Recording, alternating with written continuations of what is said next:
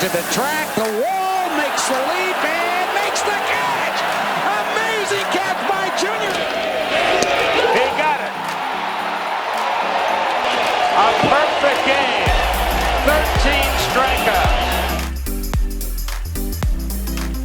Line pitching out towards straightaway center field, drifting out toward right center, shot at the wall, leaps up, and he makes the catch! Mike Trout with another spectacular grab! There is out number 2.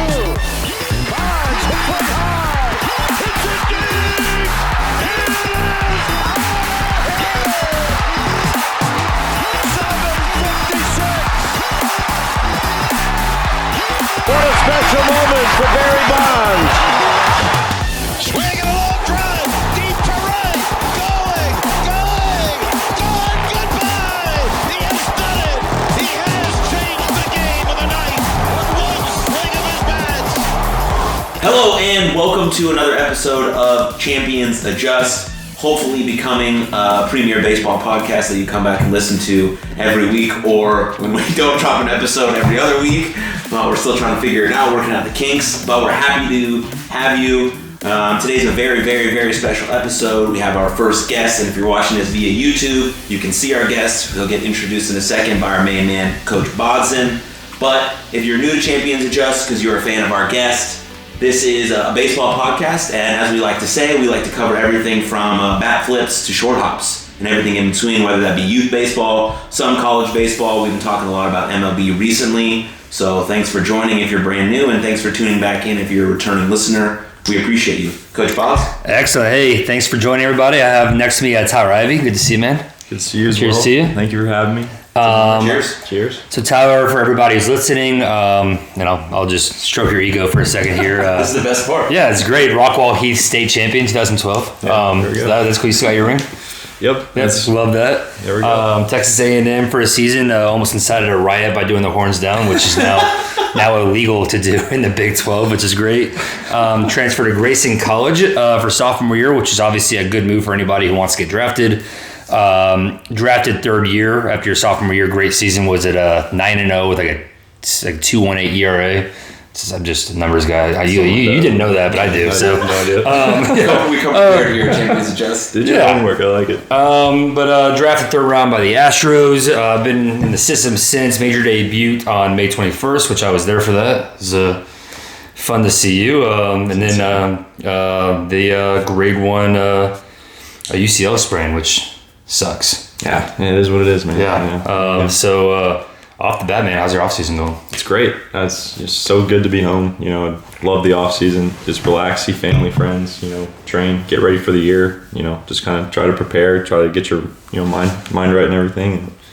Good stuff. That's all you can do. So talk to us about that. Like, off seasons are off seasons, right? And especially now that you have, you're on the 40-man, and now you've had 25-man experience, and that's been triggered on your contract.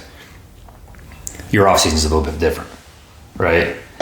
So how has that changed for you? And I guess this is kind of a weird year because it's extended, so you have to do extra stuff. But I guess a twofold question: how is that different between last year and this year?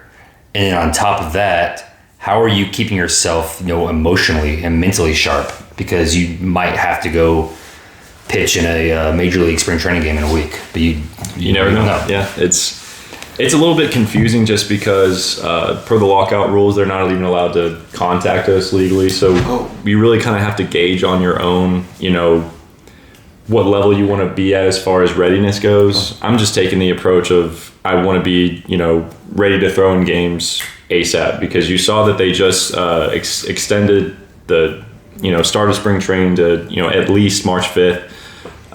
If they're going to want to get the season rolling on time, we're going to have to jump into games almost immediately. So really, I'm just trying to go in there, ready, guns firing, guns a-blazing. But as far as the mindset goes, it's really the same old thing every single year. Sure. Just do your workouts, work hard, get ready mentally, get ready emotionally. Just it's the same old stuff. Yeah, not too much thought into it. Just grind away. I think from like a casual fan perspective, someone who's like a general sports fan but also watches baseball. doesn't realize the importance of like spring training or off season, right? Because you don't see that in any other sport. Like football, they have a few preseason games.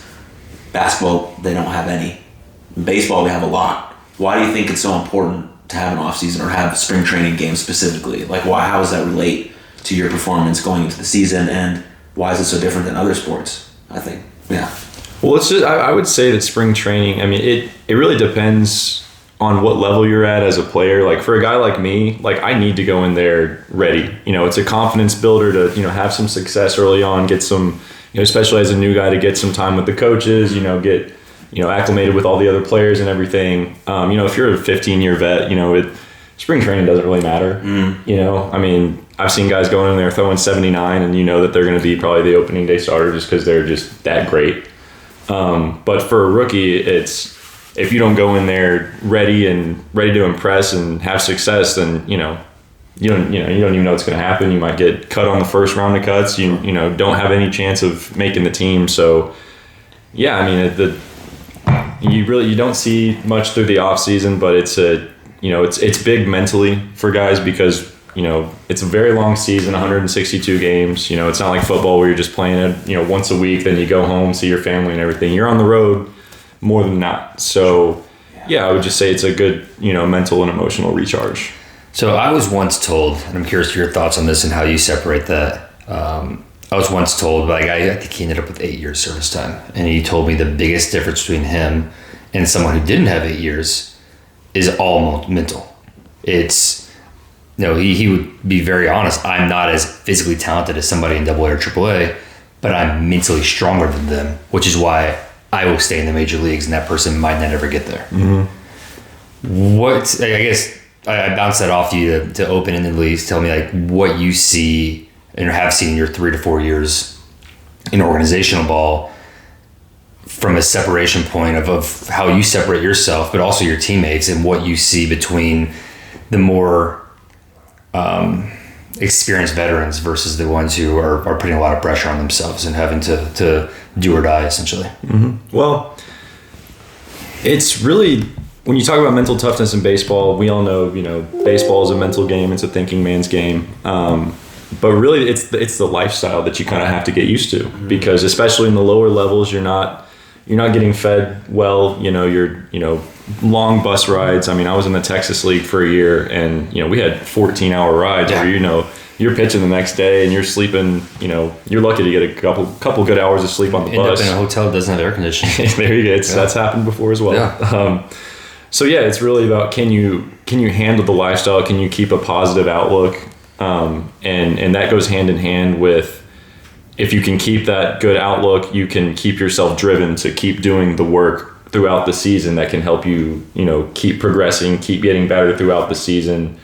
And I mean, that's really all it boils down to, can you just put your blinders on, you know, just kind of block everything else out and just do the dang thing. You know what I mean? Yeah. And I mean, that's really the name of the game, really, as far as acclimating yourself, that is. And that's the beauty of the game in general, is that it correlates so directly to life, right? Is anytime in life, and you and I have talked about this a lot, we talk a lot about to the kids, who we coach kids the same age as your brother, that, you know, days aren't going to be perfect, right? Like you will mess up. Yeah. You know, the old saying that, you know, you fail 7 out of 10 times, you're pretty darn good. Well, that's in life in general. Like if you succeed 3 out of 10 attempts of whatever you're doing, you're having a pretty good day to day. I'm in the business world at this point. I'm in sales. It's all about at-bats for me. I'm going to fail more than I succeed. But when I succeed, that's when I am able to move forward in my career, right? And it's all about a mentality of, hey, I just effed up. Like, this happened. What can I do to learn from this? And how can I reset and move forward? And I wanted to hear your thoughts on what you just said, because obviously that's more ingrained with what you deal with day to day. Yeah. It's challenging because, like, I think what's been said in baseball for a really long time is all of these, like, cute buzzwords, right? Baseball is 90% mental. We should focus on our mental toughness. Obstacles make me stronger. All of these things we heard growing up, all playing, right? Relax, calm down. And then there was no embodiment or example from the coaches that were coaching us. because maybe they didn't know they were throwing their buckets of baseballs in the dugout when they were telling us to relax while I'm trying to pitch. And I don't even know where the ball is going because I barely know how to throw at this point in my career. And so I think now we're moving towards, at least what we see with youth baseball and then high school and college, like now they're not just buzzwords. They're not just like things that we say, people are like practicing what they preach. And there's a focus on the sports psychology aspect of it. I'm sure the Astros have something like that going on. And so that's, I think, an important shift. And then also, you mentioned it, like the complexity of a baseball season is not just what happens on the field. That's the easy part, per se. It's not easy, but you know what I mean. Right. All the other stuff is super hard. Like I can sort of relate to that because I played at South Dakota State, and so we didn't go on a trip that wasn't less than 18 hours. And we weren't flying anywhere. You know, we maybe flew to a spring training trip if we got to go to Florida. Other times we were going to like Arkansas.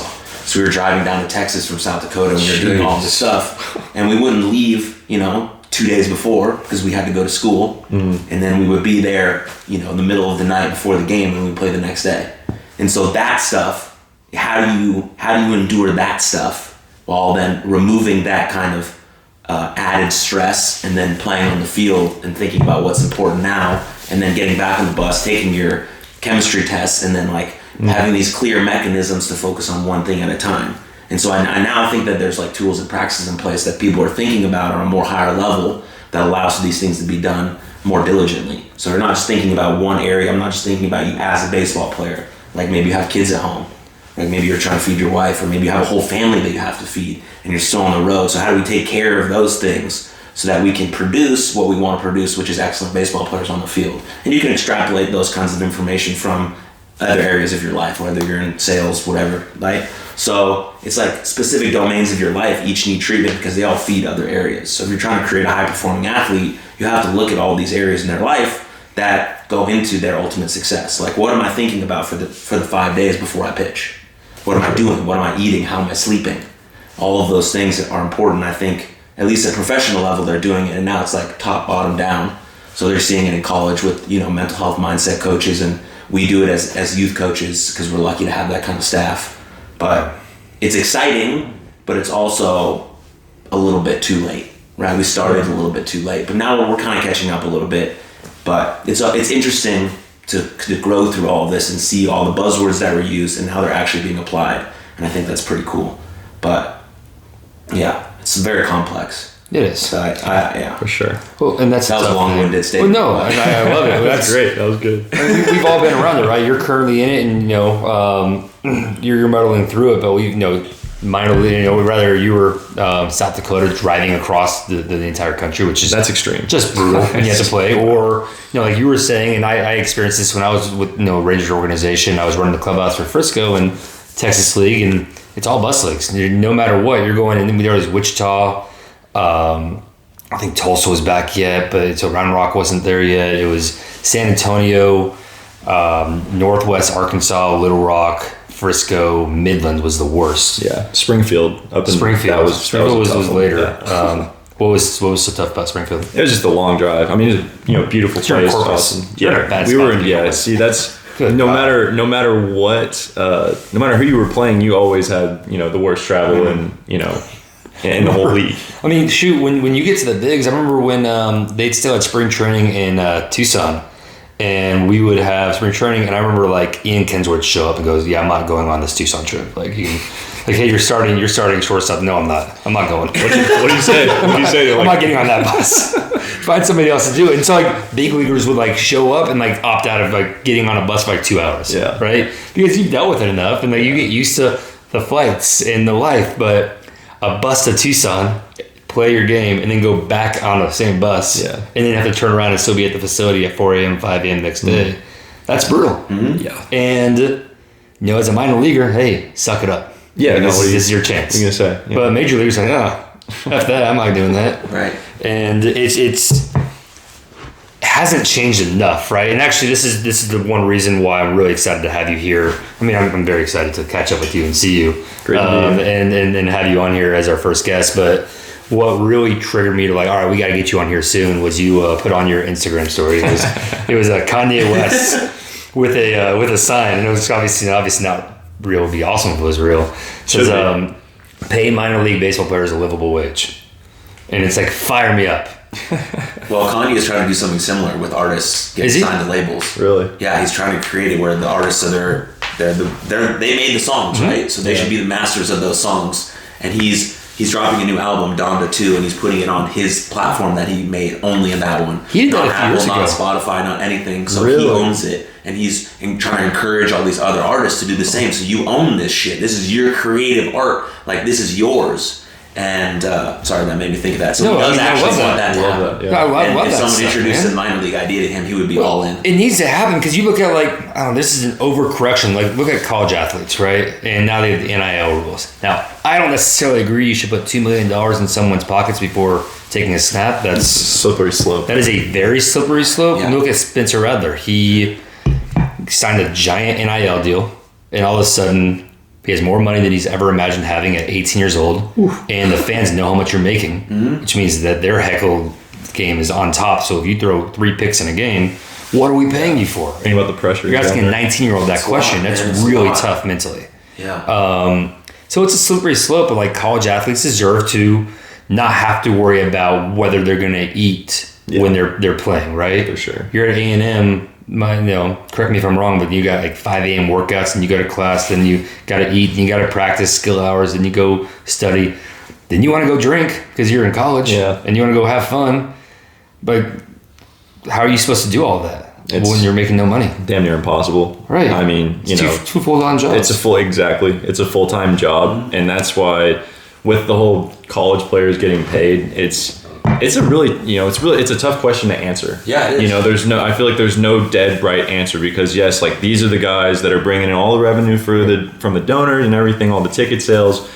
But also, like you said, it's a slippery slope to give an 18-year-old $2 million, because Lord knows what kind of trouble. I mean, I can't imagine what kind of trouble I would have gotten into at 18 years old had you given me $2 million. 33 years old, if you give me $2 million, I'm probably not in good shape. I mean, shoot, man. But they should be compensated at least in some way, because they put in unbelievable amounts of work. And then, you were talking about how you guys had 18-hour bus trips, but then you get back on the bus, you got to take a chemistry test. Yeah. I mean, even with the baseball itself is hard, but imagine having the pressure of also, okay, I need to keep my grades up because baseball isn't forever. Yeah. It's tough, but in the end, that's I think it's something that's so good, because it prepares you for life. You get so much, mentally stronger from that. And if you do then seek a professional baseball career after San Diego or South Dakota State, well, okay, the Texas League is just normal for you. You're like, oh,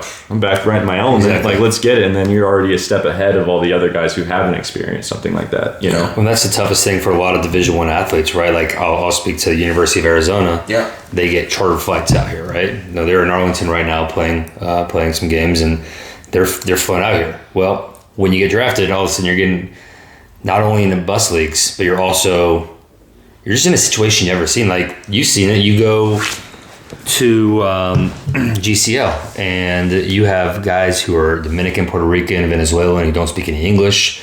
They're your teammates now. You didn't deal with that when you were in Denison, or you were at Texas A&M, or you were at Rockwall Heath. That's not something you're used to, right? And that's a big change. And then on top of that, you're not sleeping anymore.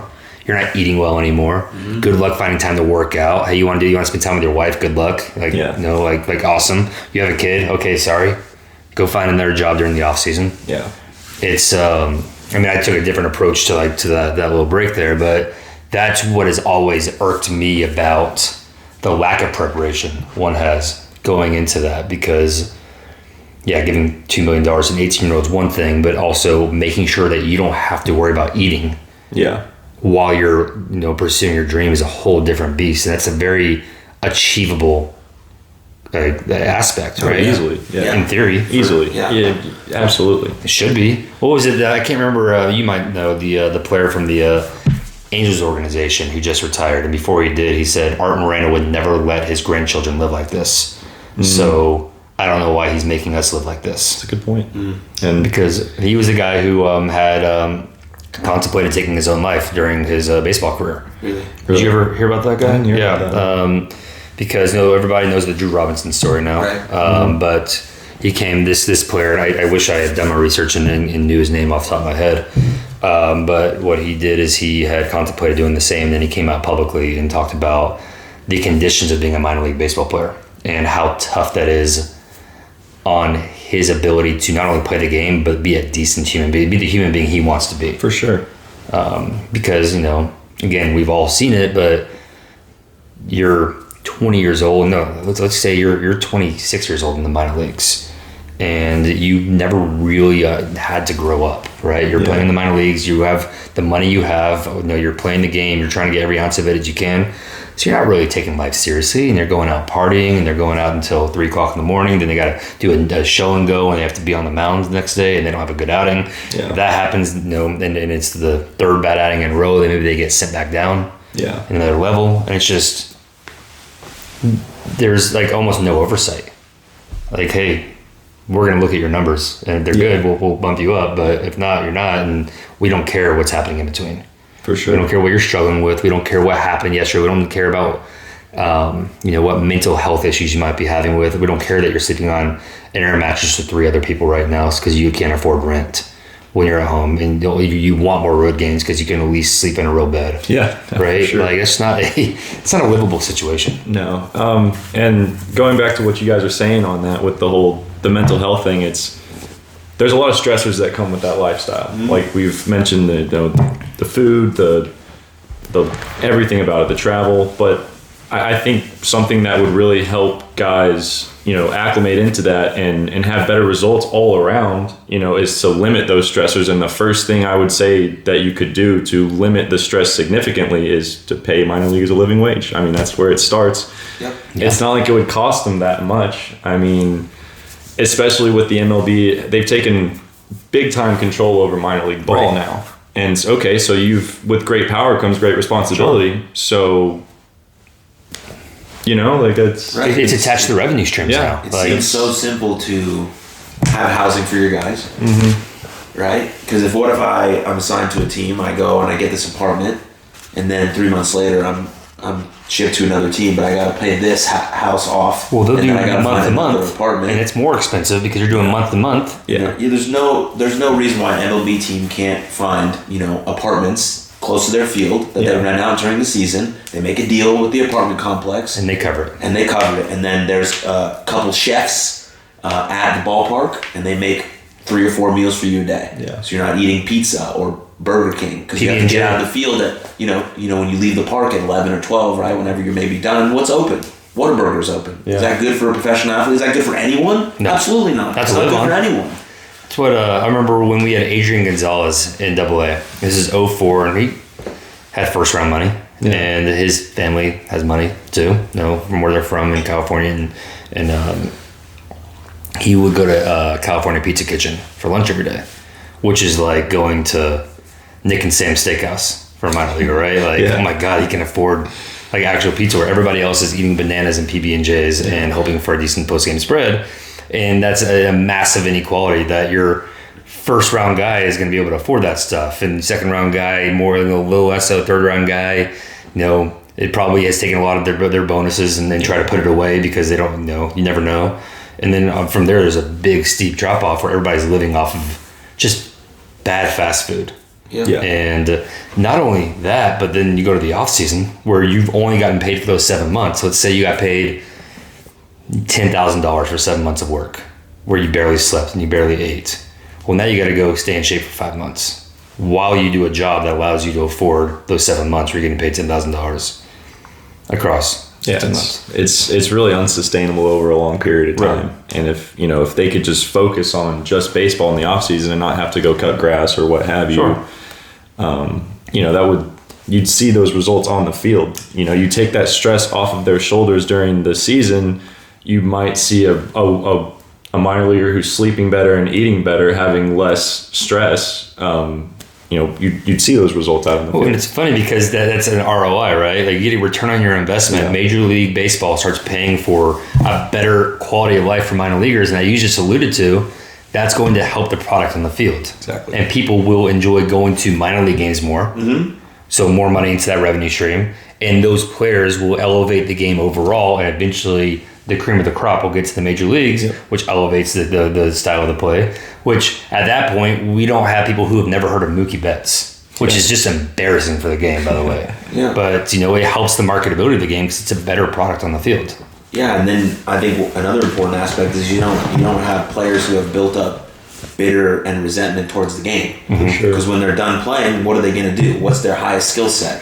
Their highest skill set is baseball. Mm-hmm. So are they going to go and teach that game to someone else? Not if they're bitter and resentful. Sure. I was when I stopped playing, and I didn't do shit. I just didn't get drafted. Yeah. And I thought I was bitter and resentful. I didn't touch a baseball again until Coach Bogdan a year and a half ago asked me if I wanted to coach with him. That's a 6-year span where I was not giving anything to the game of baseball when all it did was give to me, but I was too bitter and resentful to think about that. And that can happen even at a higher level in the minor leagues because you're not being treated right. And so baseball becomes this, it is a job at your level, of course, but it doesn't need to feel like that consistently. 100%.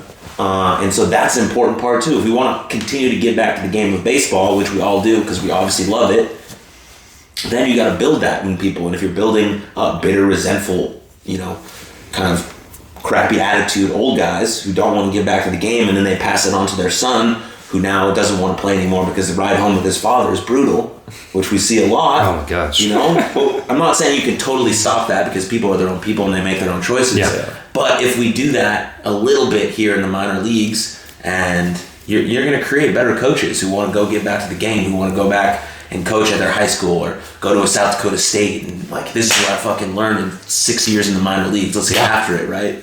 So that stuff is what I think about more often than not. 100%. And that leads me to my next question, which is about our kids, our 13-year-old kids. I think about this a lot with our 13-year-old kids, is whether they really love baseball or whether they do it because their parents are driving them to practice. And so I think it's both at this point. I think they're intrinsically motivated and extrinsically motivated at the same time, which is fine for a 13-year-old boy. But when I actually fell in love with the game, it was all because I loved it. I can't remember the time or date I fell in love with it. I just did. And so I don't know if this is a question you can answer. It's kind of out there, a little esoteric. But when did you fall in love with the game, and why did you fall in love with the game? I mean, I've been in love with the game since I was a little kid. I mean, I've been playing since I was 4. I mean, it's an up and down, ride journey. There's obviously been times where I haven't been in love with the game, but then, certain things that happen, something clicks in your mind. Well, wow, for the next, however amount of time, I love the game again. Like for me, it was going to Grayson from A&M, and I loved A&M. It was an amazing time. I have nothing bad to say about it.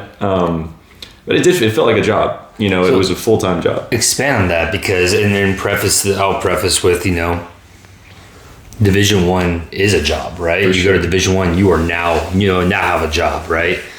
And then it really depends on your coach. Mm-hmm. I find it depends on the coach because we talk to a lot of Division I athletes who are like, I love it. And we talk to other Division I's who are like, yeah, that sucked. I hated it. I did it for 2 years and I quit.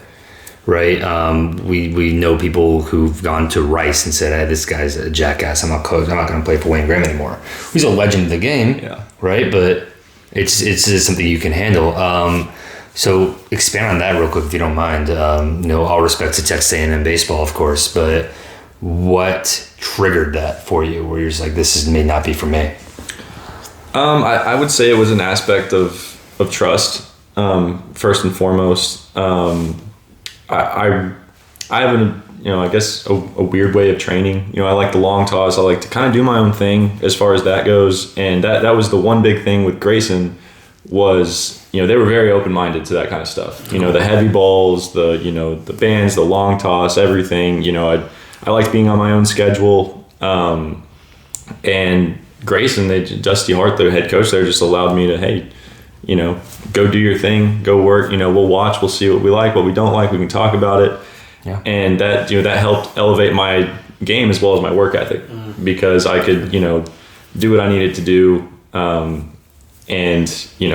felt like I was able to help other guys as well when, I'm like, hey, they're asking me, what does long toss do for you? Like, I've never done that. I'm like, hey, you stretch that thing out. It's not only giving you crazy amount of feel, because you got to throw a ball 300 feet and hit a guy in the chest. Like that's a intrinsic just feel thing. Right. And along with it helps your arm move faster. It keeps you healthy. It keeps you in shape. It's like cardio for your arm. Sure. And thanks for saying that. I hope our kids watch that.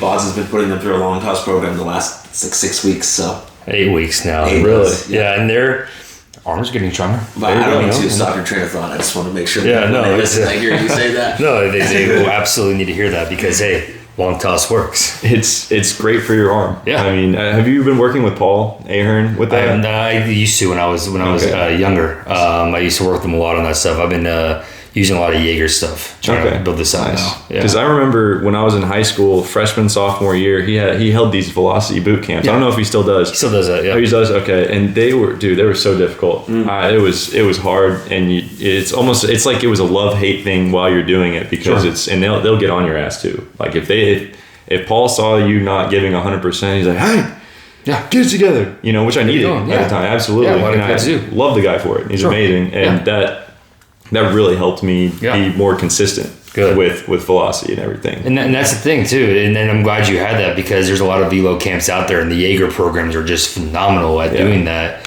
and they work, right? And they allow kids to develop the way they need to. Because, as I told you when we were walking in, the kids that we have, they're 13. And some of them are 12. And we're going 60 feet, 6 inches, 60, 90.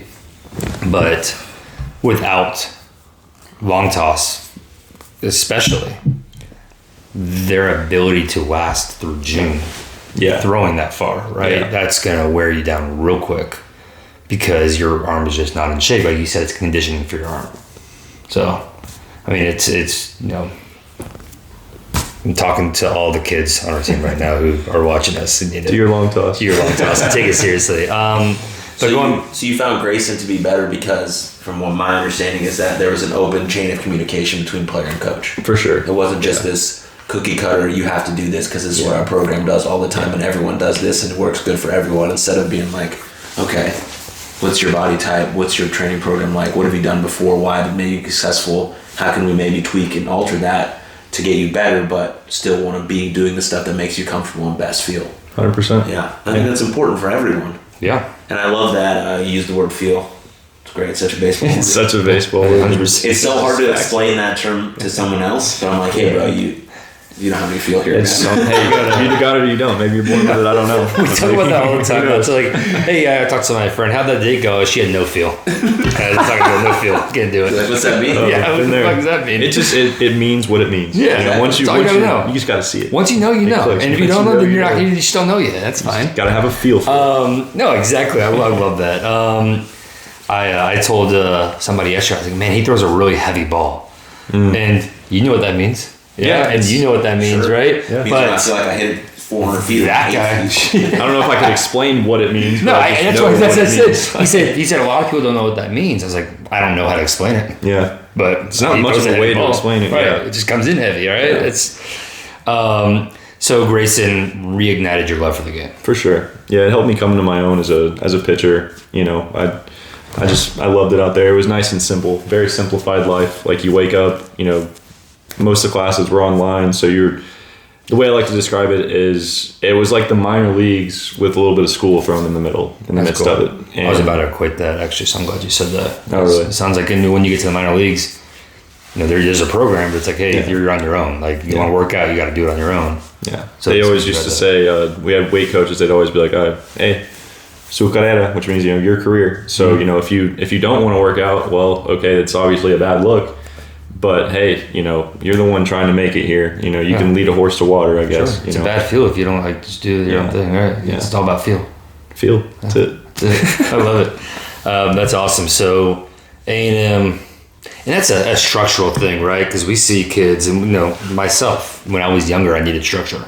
But now, let me go do my own thing. Yeah. I have a general idea of how to be successful, right? And if somebody tries to hold me down and say, you have to do it this way, I might not want to be around that for very long, right? I mean, that's basically, And that's what, without, with the exception of almost inciting a riot, that was, and I wonder if we can get like a video of him doing the horns down, on the video cast. I don't know if, our video editing skills are good. We can double play the image. I saw on this corner right here. Let's have that. If we can find it, we'll have it. Talk to me about that, because I think I've alluded to it to you before, and you kind of glossed over. But now that I have you here, I grew up a Texas fan, right? So go to all the Texas camps. Texas. Skip Johnson, he's now coaching at Oklahoma. I used to be around him. I'm sure you've been around that.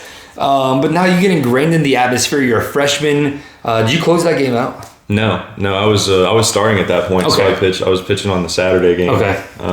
And yeah, I mean, to this day, I know this sounds a little bit weird, but something called the horns down curse, and I believe in it because never heard of it. I was pitching really well up until that point. I threw the horns down, and I didn't pitch a single good game after that. Oh no! And it's weird because we had another guy who was supposed to be our Friday night guy going into that year.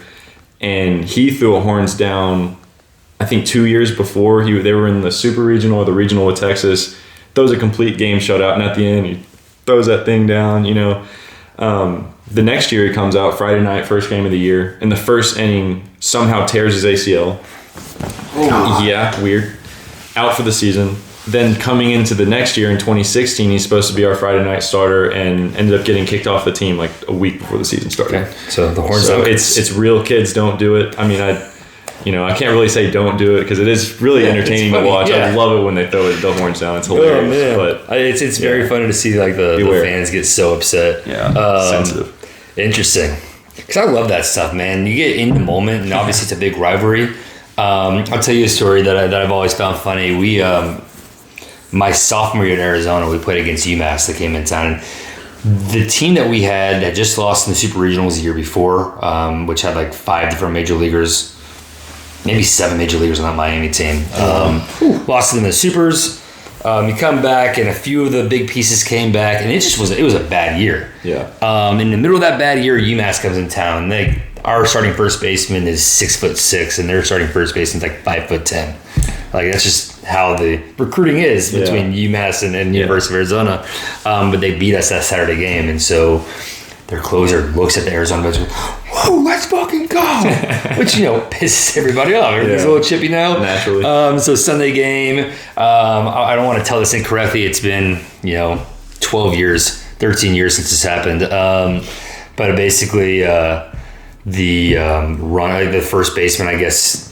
That first baseman of ours, 6'6", was leading off at first, and then slides in on a pick play, and the 5'7", he gets shorter every time I tell the story. He steps on his hand. Oh, so then the 6'6" guy just stands up and just lays him out. No way! Boom, and then you got like benches clearing. I remember one guy, Matt Chafee, who just had a nasty fucking hook from the left side. He's a freshman, or is a sophomore now, pulls this guy out from like his collar into right field, just gets on top of him and starts pummeling down on him, and like half of each team gets kicked out of the game. It's the 8th inning. And I remember in left field, the practice football fields were on the other side of on the outfield at this point, and they had those big lifts so you can film the football practices.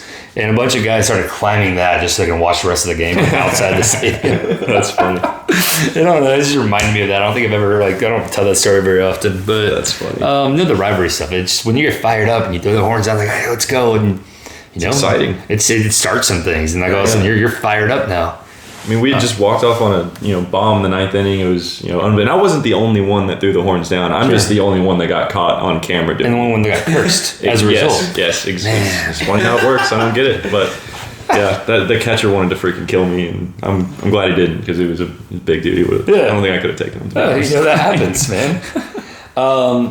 Cool. So I mean, emotions are a crucial part of the game. Oh God, yeah. And at some points, you have to kind of keep them in check. For sure. Right? And at some points, you don't. You let them out. Yeah. You let it fly. Yeah. Right? If I hit a go-ahead home run in the 9th inning to give our team the lead, I'm going to get fired up. Yeah. Especially if that ball is 400 feet over the wall. Yeah. If I make that strikeout, I shut down the side after that bomb, I'm getting pumped up as a pitcher. For sure. If I strike you out in a big spot, I'm getting fired up. But if it's the 2nd inning and I hit a bomb and I kind of slowly walk and I throw my bat 8 feet up in the air and it's like 1-0 in the 2nd inning. Maybe not. Maybe not. Then it's the idea of you've been here before. Figure it out. Or you have the guys who are down 10 and they hit a home run and they just take a bat flip down 10 what's up guys? Okay, dude. I love emotion and excitement. We have to play like that. But we sometimes we have to keep it in check. But we can't tell guys to not be emotional. Sure. When seasons are really long, maybe they're in a slump, something happened, they're trying to protect their teammates, all these things go into play. Mm-hmm. And, they are grown men, they can do whatever they want.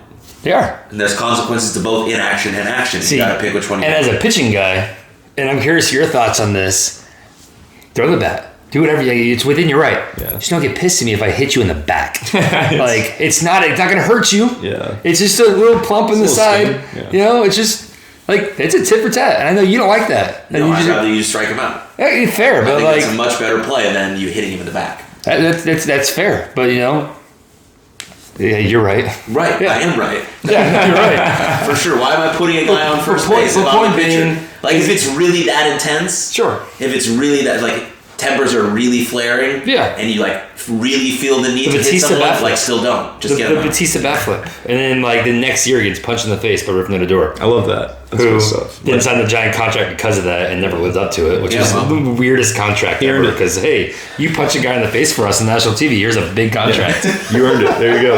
You're hitting $219 your entire career, but my God, the fans love you. Oh, it's so funny. Yeah. So, emotions are great. Emotions are part of the game. If every time you strike out, you're throwing your helmet, you got to figure it out. Yeah. Find another way to release some energy, right? Work on some breathing techniques, figure out what you need to do before and after to have that sorted. But sometimes, if you're 0 for 20 and things just are not going your way and you keep lasering balls and just nothing's happening, sometimes you need to just let some steam out somehow. Sure. But you got to do it in an appropriate manner, and that's why you got to teach people these things and embody them as coaches and players. But also teaching kids that baseball is fun. Yeah. It is fun. If we want more kids to play baseball in a sport that is basically built on failure, how are we teaching kids if it's fun? If they're going to get out all the time, we have to teach them that they can have some fun and let their emotions fly and be energized and engaged in the game and let's get after it, right? And so if they're not seeing Fernando Tatis do that and be recognized and celebrated for that, then they're not going to think it's okay either. So we have to do that for them. Well, it goes back to all the Bryce Harper stuff that you were in college when he was saying that kind of stuff, right? It's hey, make baseball fun again. Yeah. Let's stop being so sensitive to the old ways of the game where it's hey, you hit a home run, okay, that's business as usual, go around. If I take a second too long, I'm going to have a broken jaw. Because I took too long around the base paths, which is just what? Yeah. Yeah. I mean, there's a good middle ground. Of course, absolutely. That anything over the top, I'm sitting there okay, And as far as hitting the guy goes, I'm kind of in the middle between that because I'd rather throw it behind him because that just sends the message oh, okay, yeah, okay, cool. You scared me. I did that, whatever. But I mean, flip the bat, go ahead. Go for it. If that's your thing, if you honestly don't.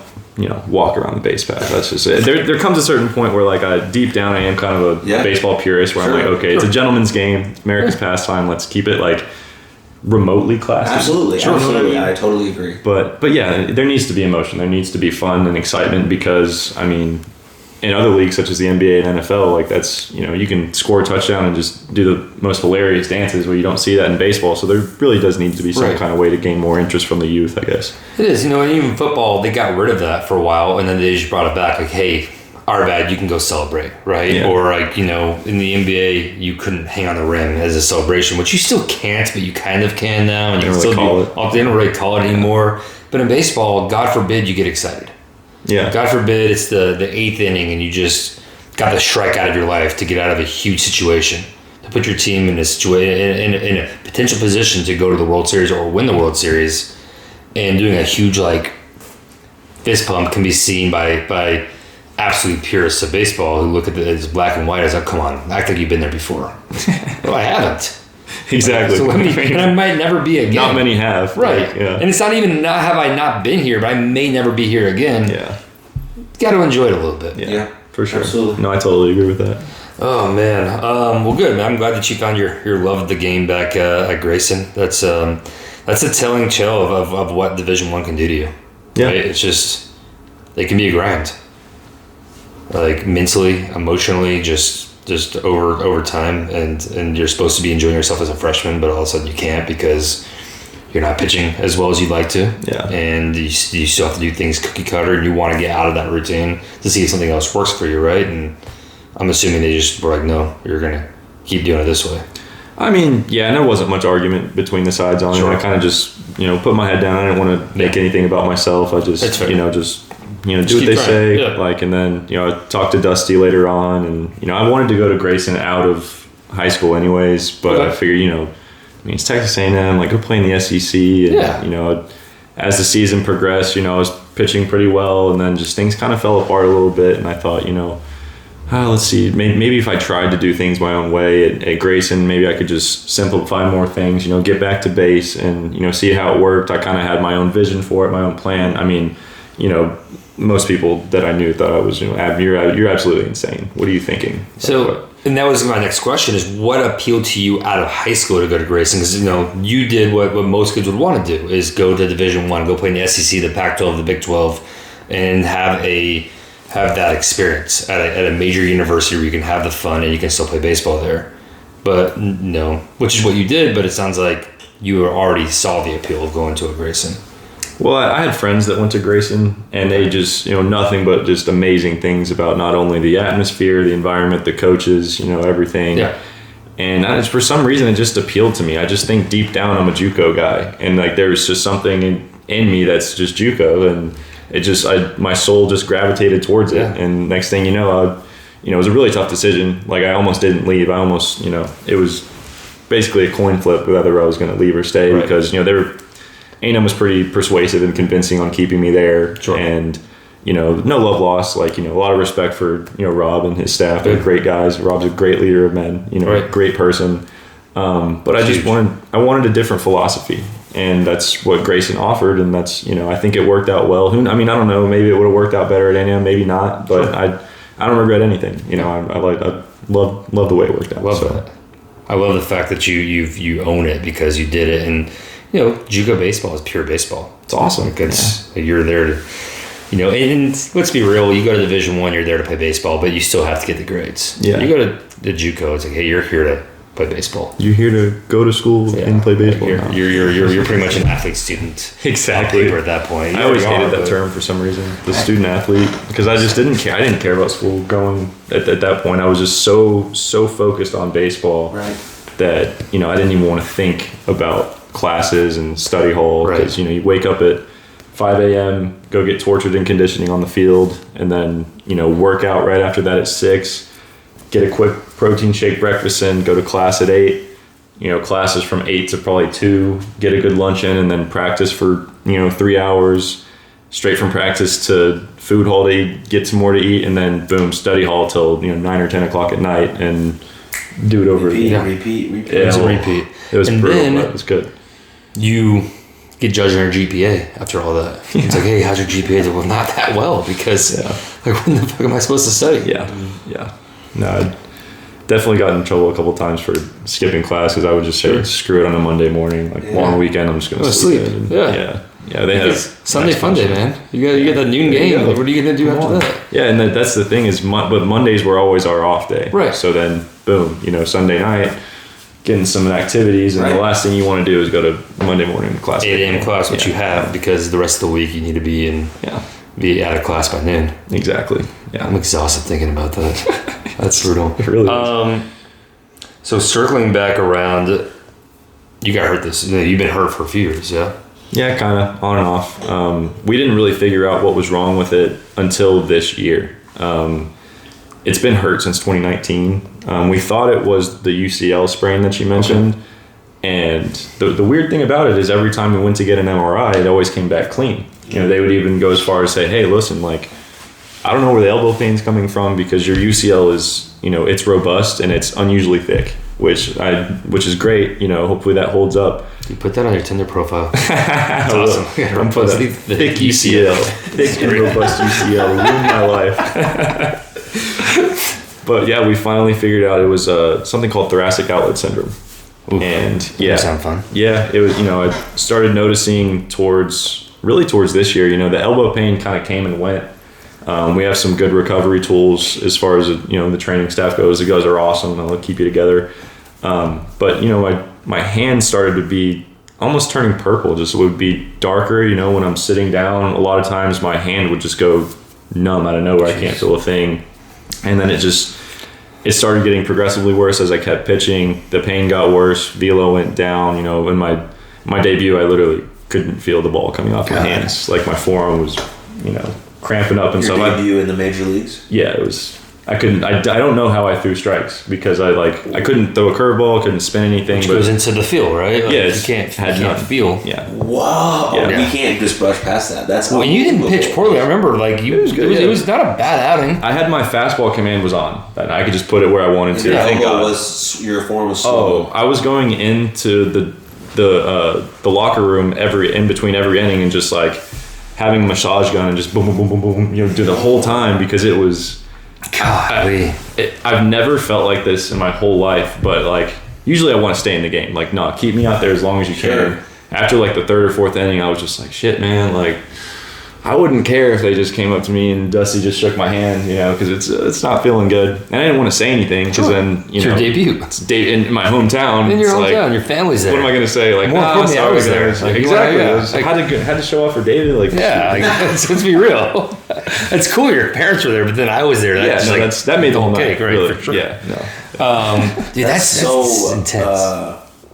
That's like wild and interesting. It's crazy. That's going to be a really cool story when you're throwing a bunch of innings in the pros. Hey, I hope so, man. God willing, right? God willing. What is the prognosis now? Because I know, and before I let you go, I know you started doing rehab starts in September. So how did that go? And like, what got you there, and how's it going now? So loaded question. I had a bit of an unorthodox treatment. They wanted me to get surgery, but the people in my corner that I was talking to, one of my doctors that I know personally was just telling me, hey, listen, Tyler, I know what they're going to tell you to do. Do not get the surgery because you will never be the same. It was like the take the rib out kind of thing. I don't know how much you guys have heard about thoracic outlet syndrome, but it's zero. It's a little bit rare because there's, whether it be a nerve or a muscle or a rib is blocking a nerve and also blocking blood flow to your arm. So it can be dangerous if it gets to a certain point. But instead of doing the surgery, I saw somebody who I like to call the witch doctor. And this guy, Dr. Keith Kimberly, he's unbelievable. To thoroughly explain what he does, like I don't even think I could. Yeah. But I simply put, I guess, so your body has around 750 muscles in it. All these muscles are connected to your brain. Obviously, the brain controls everything. When you pull something, when you tweak something, when you slightly injure something, that muscle turns off for the rest of your life. And there's no way to turn it back on until now. So he figured out a way to kind of hijack the brain in a way to turn that muscle back on. Interesting. It's insane. That's so cool. It's wild, right? So I went from, my arms going numb every 5 minutes. I cannot throw the ball above 85, 88 miles an hour to, all of a sudden he presses some pressure points in the right spots and then boom, like just wakes back up. And Interesting. So you're good. I hope so. Yeah. Hopefully it just, holds up. Obviously I need to keep all the muscles surrounding these muscles strong. I need to, make sure I'm, eating well, sleeping well. And that's that's kind of what I'm trying to make my next evolution as far as like a pitcher and a person goes, is to really focus on sleep, quality exercise and quality nutrition during the season, because you can work as hard as you want in the off season. You can put all this stuff into it, but if you don't continue those things throughout the season, you're going to fall apart mentally and physically. Right. And that's something I just want to nip in the butt while we can. Sure. So that's what, And not enough athletes are not enough athletes that I know are focused enough on that. Yeah. It's not easy to focus on, especially in the minor leagues, because, most of the time, I was pretty fortunate to be drafted in the third round. So, I had a little bit of money to be able to, look after myself a little bit better. But I mean, imagine the only meal you're getting after the game is you pitched tonight, you threw 8 innings or whatever. Here's some chicken strips and French fries and a Dr. Pepper. That's tough. And how do you recover like that? How do you keep yourself together mentally? You got to wake up and you got to run. You have to have fuel in your body so you can run to get the lactic acid out, and you have to start going back towards rehab next 2 days on chicken strips, fries, and a Dr. Pepper. Yeah. And that's just brutal. Yeah. And clubs are doing, I think the issues have come to the public eye more recently. So, the Astros have done a better job with that stuff. I know that, I don't know if you guys heard, but they do a minor league housing system now where they'll get guys apartments, which I think is great. Yeah. I know that the LA Dodgers, they spend like $1 million a year per minor league team on nutrition, and it's like it's all organic Good shit. for them. Yeah, and that's great. I think everybody should do that. Magic Johnson kind of money. Yeah, I know, right? Yeah. And yeah, they're trying to cut all the teams. They're thinking they want it down to like a certain number, like 150 something. They're trying to get down to 130. So they're trying to get down to 150 with a rolling cut at their discretion over the next 5 years down to 120. Which is elimination of an entire team, by the way. Take it, but every minor leaguer gets a $50,000 salary. That's the only trade-off that I could think of. When I saw that, I was like, great. Take it if everybody gets a huge pay bump. I mean, they cut the draft in half as well. Sure. So it's like you guys are saving so much money. Like these billionaires, I'm sorry, I can't feel sorry for them. Nor should you. Physically can't do it. Nor should you. That's what somebody, it was the Rockies owner who was sitting across the table during negotiations saying, well, what about the mid-market owners? Like, what about us? Which, fair. Like, some of these changes can significantly affect the mid-market owners if you don't want to put all your money into it, which I understand. But, like, I don't have that. I mean, if I go into something, I got to go all in. I don't have the kind of money to just put, like, a 10% of it and own a team, right? Yeah. So, like, what you're alluding to is, I don't feel that bad for you. Just put more money into it. Yeah. I mean, if it's an investment, if you're the one investing in it, you'd think that, okay, if, like we talked about earlier, it would affect the performance. It would improve the product you get on the field. When I was in college, the big knock, the big team that nobody wanted to go to was the Pirates. It was just like, hey, I got drafted by the Pirates, but I got drafted 10th round. I'm not doing that because you would see like little cots and like they just put no money into the minor leagues. This was back again in like 07, 08. This is like 07, which isn't that long ago. All things considered, but a ton has changed in the 15 years since then, right? Thank God. That's tough. But yeah, I remember there's a guy who was a pitcher and he got drafted 9th round and he was like crying. He's like, dude, I got traded. Like, my agent said this is one of the worst places I can go. They drafted me. Like, I don't know how I'm going to do this, and never heard from him again. Like, wow. I mean, like he fanned out in the minor leagues because he obviously, like most of those guys, couldn't really take care of themselves. Yeah, it's a mental test for sure. Yeah, all the above. Like, I think they'll get it right somewhere down the line, but I think it's something's got to, I guess, spark in a way to get that going. Who knows? I mean, who knows how it's going to work out? It's happening, right? The Drew Robinson story didn't hurt, right? Yeah. And this kid from the Angels who came public about his story and then retired. Like, cool, you guys can't touch me because I'm retiring anyway. So they were going to punish him, I'm sure, in some way. Right. I'm sure he anticipated it, which is why he decided, hey, I'm going to say it right before I retire. Like, there's not much you can do. But like, the more vocal the players are, and the more vocal the human beings who are being treated this way are, the more will change. Because the owners don't care until it affects their bottom line, i.e., the fans are having an issue with it. Until there's some bad PR. Yeah. Right. Yeah. Once the fans start having an issue with it, and it's like a bad look from like a human being, just their perspective of being able to take care of oneself. Yeah. Once people realize that, which they are. I mean, I've been talking about this for longer than I've been out of college. Like, when I was in college, I was like, this is true, it has to change. But why would they ever change it? They don't, well, I know. They have a reason, but when you think about the MLB in its own self, they're the only sports league that are immune to labor and antitrust laws. So that's just the backdoor deal that they made or whatever. I don't know how they pulled that off, but that's why they don't have to do these things. Right. I mean, even in NBA minor leagues, I think they get paid like at least $50,000. That's because they're not immune to these antitrust labor laws. So. Right. Well, they also have Adam Silver as a commissioner who doesn't do it versus names I don't want to say on the air. Yeah, I understand. But I don't want to get reprimanded again. The one we don't speak of. the Voldemort of our league, of our game. But I want to circle back on something that you said about like peak performance. Speaking specifically about peak performance with the athletes that I've worked with that are like the higher levels. Everyone always talks about hard work, right? But when you get to these higher levels, everyone's working hard. Yeah. So like that's not really something that you need to aim to be doing. If you're not working hard, That's like a prerequisite. Yeah, you probably didn't get there in the first So place. that's like, we can just move that aside. Yeah. Like that's just number one, work hard. But the other things that people aren't focusing on that you could be doing besides just hard work, part of that hard work is rest and recovery. So are you working just as hard as your rest and recovery? Right? Are you moving well, thinking well, eating well, sleeping well? And if those things are in order, then the work that you put in during the hours of the day is going to be that more in tune. And so that's what athletes now are focusing on, right?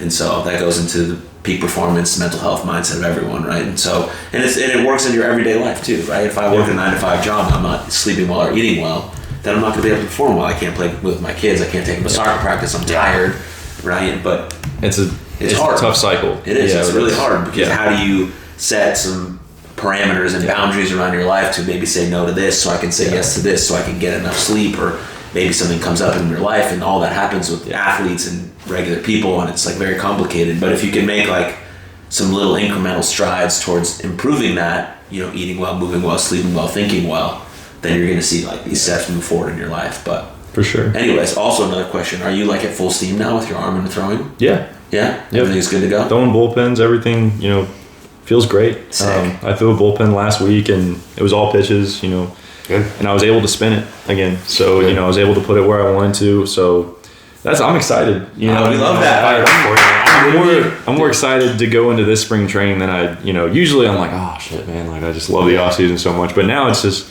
I feel healthy. I feel good. So I'm ready to go. So hopefully we play a season. So. Yeah, hopefully so. Yeah, we're pumped. I'm sitting here reading what TOS is, and I'm like cringing just reading about what you're doing with this. I mean, Jesus, man. But he found a medical doctor. But you found a witch doctor. That's so cool. Dr. I love Kimball. that stuff when people think outside the box. Oh, and they're able to heal people, like really, without having a knife get put into you and having to remove some, like, very it doesn't work honest. all the time, but if you have like a really ingenious doctor who's like, hey, I've tried and tested this stuff, it works. Like, That insurance won't cover, by the way, because like, hey, super cool.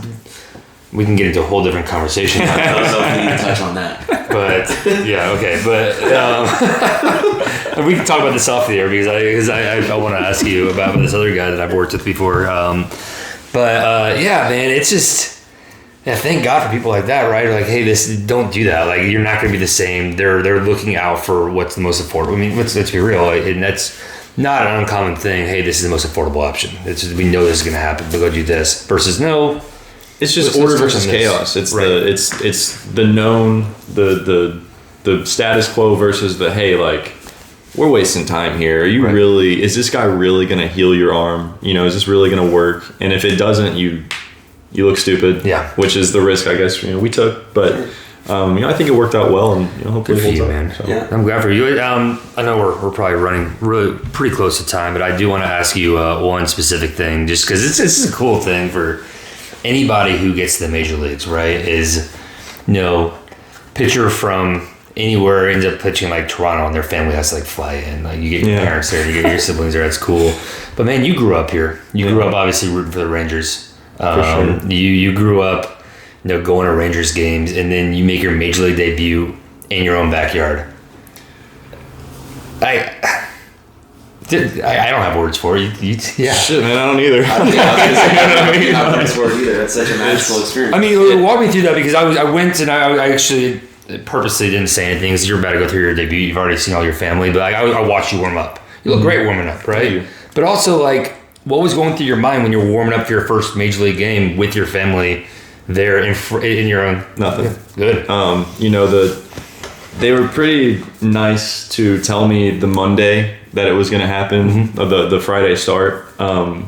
They surprised me, because with the COVID policies and everything, I was traveling around with the team in the taxi squad, that's a whole nother thing. That was amazing. Yeah. It was like, imagine you won like a golden ticket as a 7-year-old kid to go, hey, like, you just won a contest to go travel around with the Houston Astros and just hang out with them. Just in case. Yeah. And that's really what it was. That's so cool. It gave me some time to like get to know the guys and everything. But then, Brent Strom told me out of nowhere. I just walk up to him like, hey, Strom, like, how's it going, man? Like, shook his hand, and he's like, oh, hey, Tyler, by the way, you're starting on Friday. What a way to do it. Like, what? No. What a way to do it. You're lying to me. Stop messing with me like that. But yeah, I got all the nervousness out throughout that week. I was able to tell my friends and family, and I tried to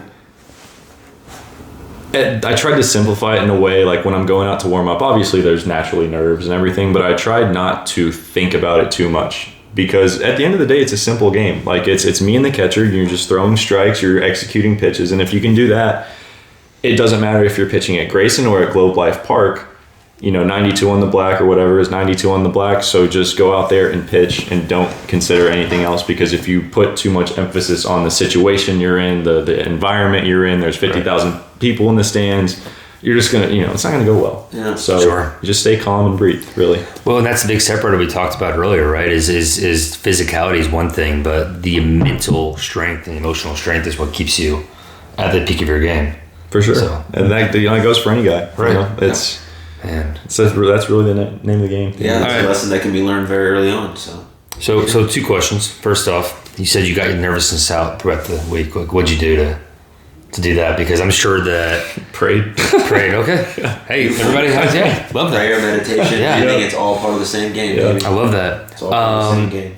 So, great approach. Another game. 4 2/3 games. Your outing's over. Hey, we're good job. Give me the ball. What goes through your mind now? Now that it's happened, now you can think about it. Walking off the field, I kind of glanced up and saw my family and friends going nuts, and it was emotional for me. I was bawling my eyes out after the game, just because it was like I repressed so many emotions throughout that week, like until that point. And then after the game, I took a shower and it all hit me, because my mom calls me, I answered, so like, hey, like, how you doing? And I don't know, just something about hearing her voice just like got to me, and I just, just broke down. I was just like, oh my God, like, I don't know, but it was a positive experience, of course. But it was just in a great way. Emotional overload. Sure, that's years of hard work, patience, grit for you, your family, your friends, everyone. Yeah. And everyone felt it, and then you felt all of it. Yeah. Which is beautiful. Just a beautiful concurrence of events. Dude, that's so fucking cool. I couldn't have wrote it better in a book if I tried. I got goosebumps. Yeah, me crazy, too. Man. I'm about to start breaking down crying just thinking about you. We've cried on this podcast before, so we're about emotions here.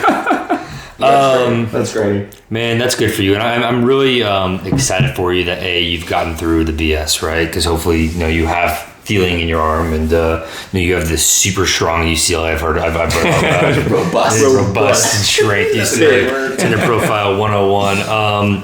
And dude, fucking fired up for you to get back going again. Get this thing going, and you gotta get what's his face that we're not going to say to suck it up. And you can say his name because we're about to end. I don't want to. All right, cool. I'm good with that. I'm not saying it either. Yeah, nobody said it. You got any last minute questions, comments, concerns, anecdotes, funny stories? Besides, thank you for being our first guest on this podcast. Yeah, that's what we say. Thank you guys for having me. I had a great time hanging out with you guys. Yeah, like, it's a blast. I'll come back anytime. Just invite me, and Appreciate I'll be right over. Is there? Are you on social media? Can people follow you?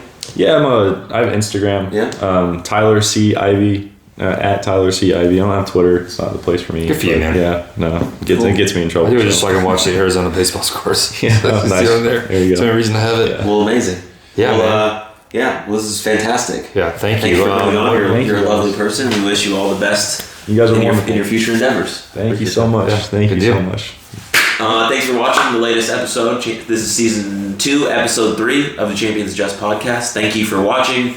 Share with your friends, your family. Subscribe to the YouTube channel. Check us out on Spotify, Anchor. And that's it. That's all I got. Thanks for watching. Coach Bosin. Hey, thank you guys so much for tuning in. And again, thank you, Tyler. Great. We'll see y'all next week. Remember, Champions Adjust.